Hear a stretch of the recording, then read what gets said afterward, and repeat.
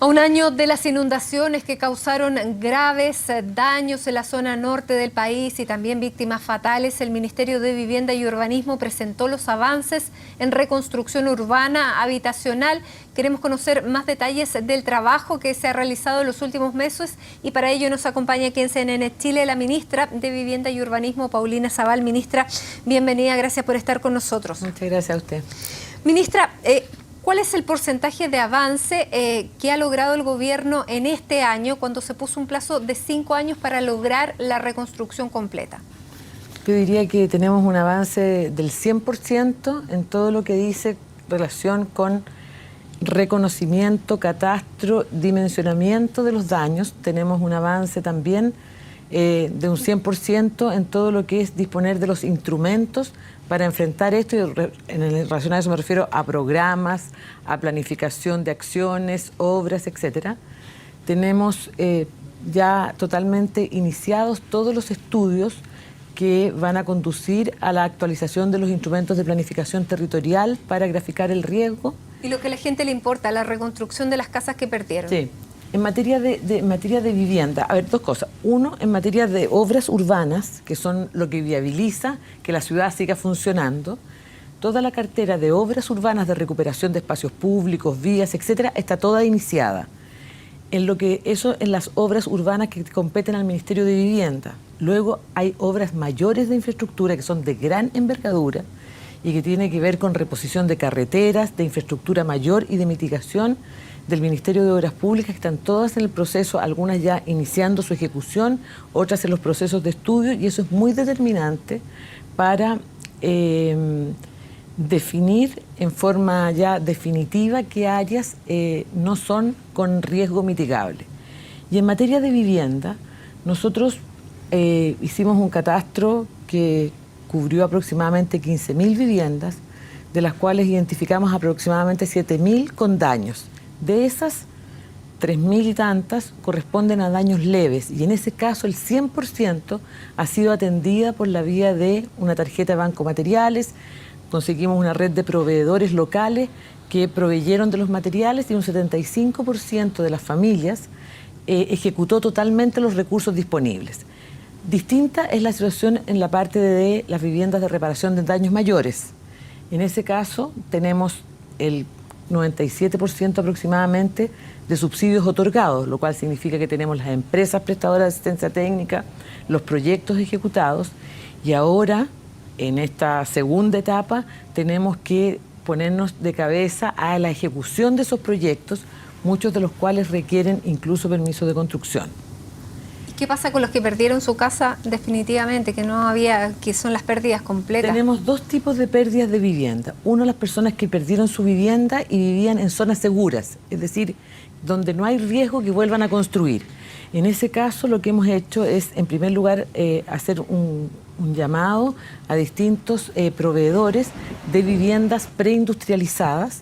Tenemos ya 5 tipologías de vivienda ya valorizadas, aprobadas. Ministra, ¿cuántas eran esas viviendas que había que reconstruir? Tanto las que pueden ser construidas en el mismo lugar como las que tienen que ponerse en otra parte. El segundo tipo de las viviendas son las que tienen que construirse en otra parte. De las que hay que reconstruir en el propio sitio las personas son 552. ¿Y de esas cuántas hay? De esas, 65% ya tienen proyectos, subsidios asignados y varias de esas han iniciado su etapa de construcción. Ya, pero no hay ninguna lista todavía.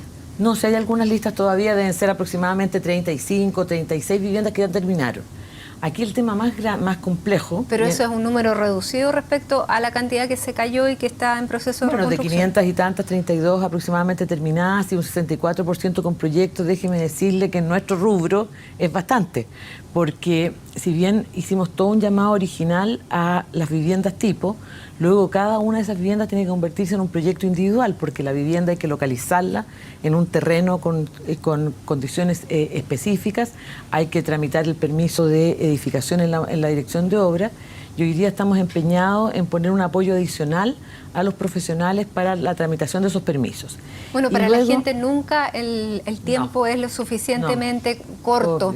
¿Qué pasa con las personas que además tienen que buscar otro terreno para levantar su casa. ¿En qué condiciones están esas familias? ¿Cuántas son? ¿Y cuál es el grado de avance en esas situaciones? En esa situación de que eso es lo que nosotros le llamamos la construcción en nuevos terrenos, es decir, familias que tienen sus viviendas totalmente destruidas y que estaban emplazadas en zonas de riesgo, son aproximadamente 613. Bueno, ahí la primera dificultad que nos hemos encontrado es la disponibilidad de terrenos que cumplan las condiciones de seguridad y también de salubridad. Hoy día dimos inicio al primer conjunto habitacional, que son más de 240 viviendas en Chañaral. Ese conjunto va a permitir cubrir todas las viviendas que hay que reponer en Chañaral y también va a permitir cubrir algo de la demanda regular. Porque hasta ahora no había ninguna casa levantada de esas familias que perdieron y que tenían que cambiarse. O sea, eso ha significado desde habilitar el terreno, concursar los proyectos, generar urbanización para ellos. ¿Y cuándo van a estar listas? Porque esa es la premura. Estas viviendas que se han iniciado en su construcción tienen un plazo de 16 meses para estar construidas. Ese es el contrato de construcción y por lo tanto en julio del próximo año debiesen estar totalmente terminadas. Eso en el caso de Chañaral y El Salado. En el caso de Alto del Carmen, estamos gestionando Alto del Carmen, es muy complejo porque la topografía del terreno casi es inviable encontrar sitios seguros y estamos en este momento evaluando 2 terrenos para adquirirlos y eso nos permitiría construir la totalidad de viviendas faltantes que son aproximadamente 60.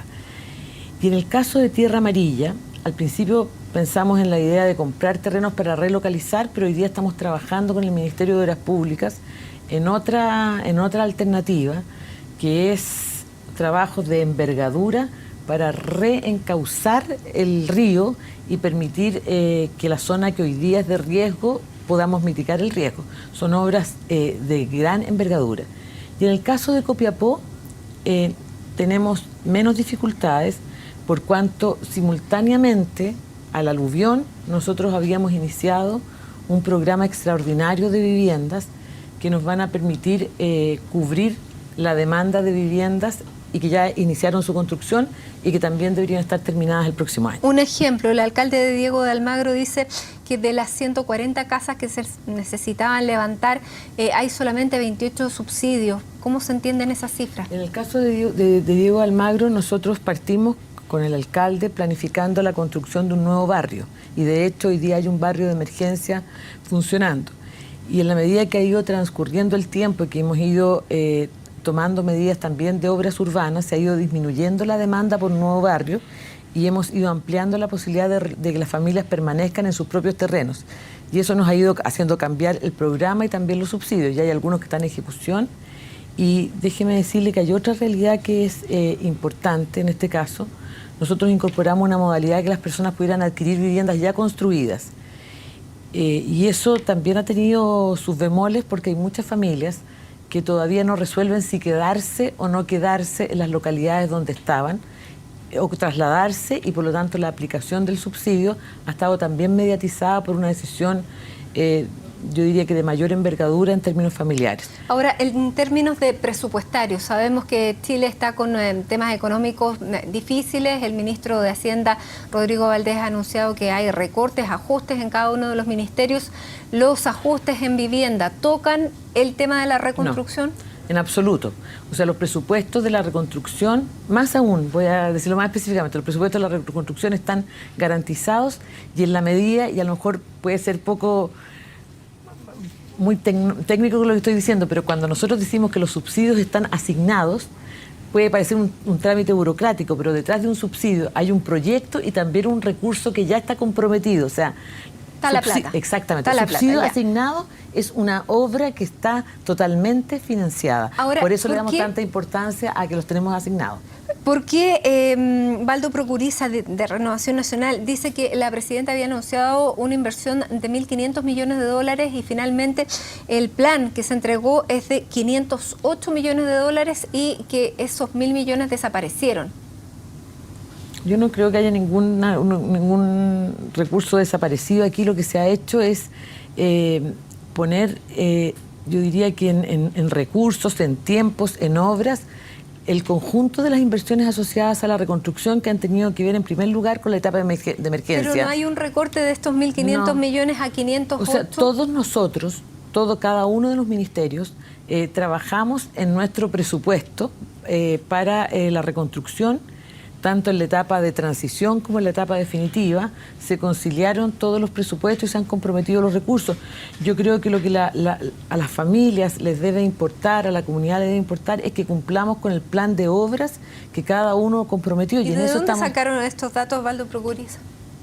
De verdad desconozco el detalle, pero sí le puedo asegurar, absolutamente asegurar, que en el caso de las obras urbano-habitacionales comprometidas, están todas contratadas, están la mayoría iniciadas, y en el caso de los subsidios todos comprometidos, y no hay ninguna rebaja de recursos, ni por el ajuste de ahora ni antes tampoco. Ministra, algo muy importante, las obras de mitigación, ¿están realizadas? Hay distintas obras de mitigación, algunas son obras por ejemplo, lo que le estaba diciendo recién, obras que está ejecutando el Ministerio de Obras Públicas, que son aguas embalsadas, recuperación de cauces de río, canalización de aguas que vienen desde arriba. También estamos haciendo hoy día puentes nuevos, y esas obras evidentemente que no están realizadas, están en proceso la mayoría de ellas de ejecución. Le pregunto y luego hay obras de mitigación que son en el espacio público. Sí. No, le preguntaba esto porque los pronósticos meteorológicos indican que las temperaturas van a seguir tal como el año pasado, temperaturas altas.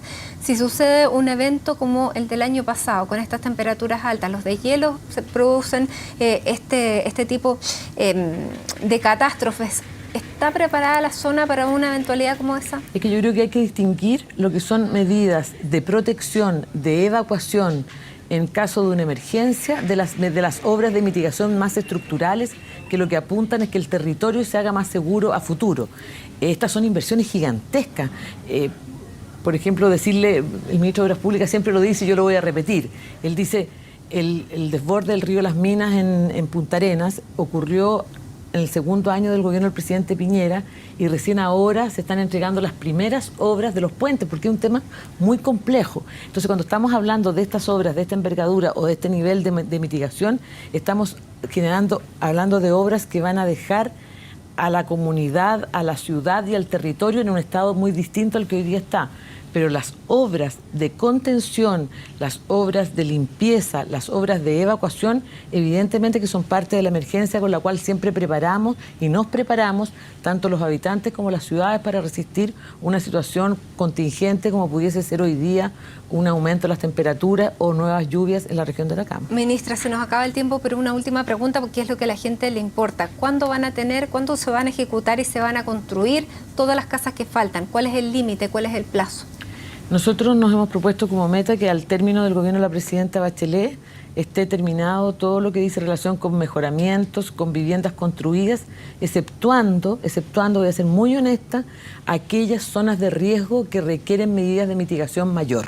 O sea, cuando una área para ser habilitada va a requerir que se haga un puente o que se reencauce un caudal de un río, la verdad es que uno no puede comprometer el plazo hasta que esa obra esté terminada, porque sería poner en riesgo la vida de las personas o simplemente falsear la realidad.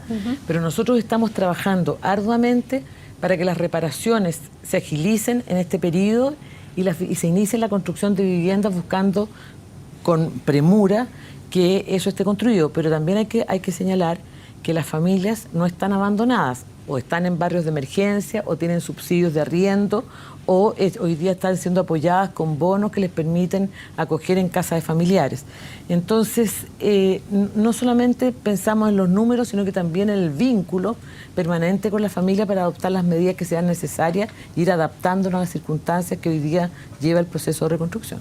Muy bien, ministra, le queremos agradecer que haya estado con nosotros cuando se cumple un aniversario de esta tragedia que no solamente, claro, terminó con muchísimas viviendas, sino que con la vida de 28 personas. Muchas gracias. Y nosotros a